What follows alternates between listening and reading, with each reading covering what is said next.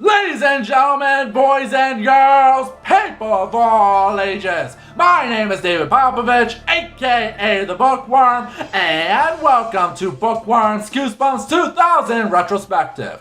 The Goosebumps world may be filled with some of the most terrifying creatures, ghouls, and ghosts ever, but they are living beings who have to eat like we do, sleep like we do, and get nightmares like we do. And if you think yours can be bad, then wait till you see Slappy's Nightmare. Okay, calling it now. The whole book is a dream, isn't it?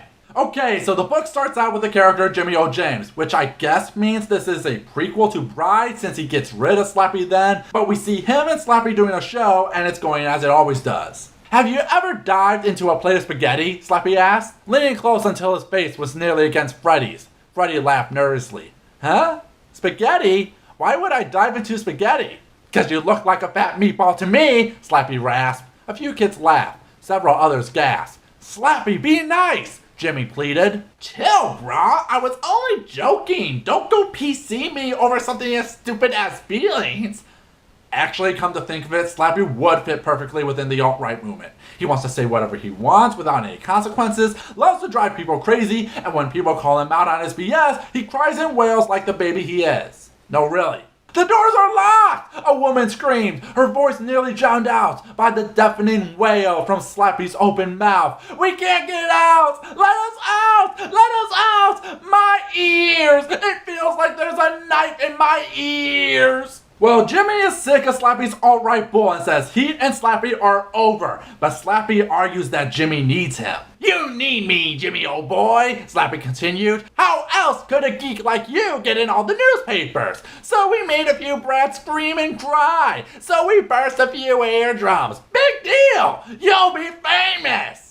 Are we sure Slappy's real name isn't Milo? Anyway, Jimmy surprises Slappy with the reveal of his identical twin dummy brother, Wally, also known as Mr. Wood from the first book. Which adds a lot of confusion to the series since I thought the guy was destroyed in the first book. But along with the dummy, he carries with him a spell. These are instructions, Jimmy continued, on how to control the evil magic that went into your body. These pages tell how to bring this other dummy to life and how to put you to sleep forever. Slappy tries to stop him, but Jimmy begins the spell. Slappy starts to lose control of his body and begs for mercy. Please! Slappy groaned weakly. Please, don't do this to me! Let's have a truce! A sneer curled Jimmy's lips. You tried to pull my head off! I can't help myself! I'm part of the alt-right! What did you expect? And stupidly, Jimmy doesn't complete the spell. Instead, he puts a curse on Slappy that forces him to do his worst nightmare. According to the curse, you have 1 week to do 3 good deeds. Slappy groaned.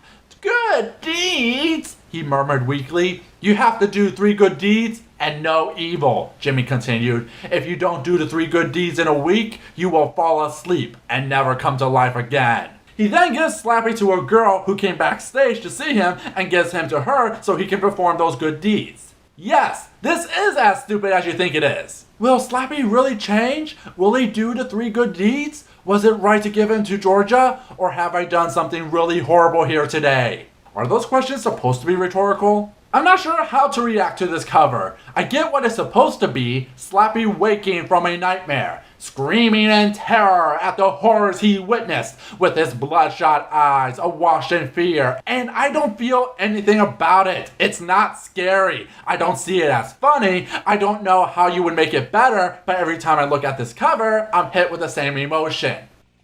Sweet screams. Though the concept for the book is good, it's something we've never seen before. A villain forced to be good. We now see the story from Slappy's point of view as he tries to help the girl he was given to. But whenever he does something good, it's later discovered to become worse. And Slappy knows it wasn't him and may actually be the girl's jealous sister, which adds a lot of new dimensions to the book.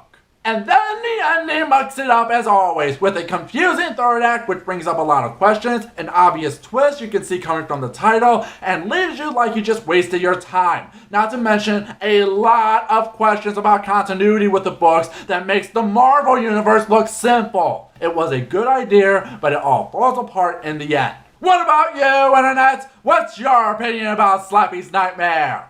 Till next time, have a nice day.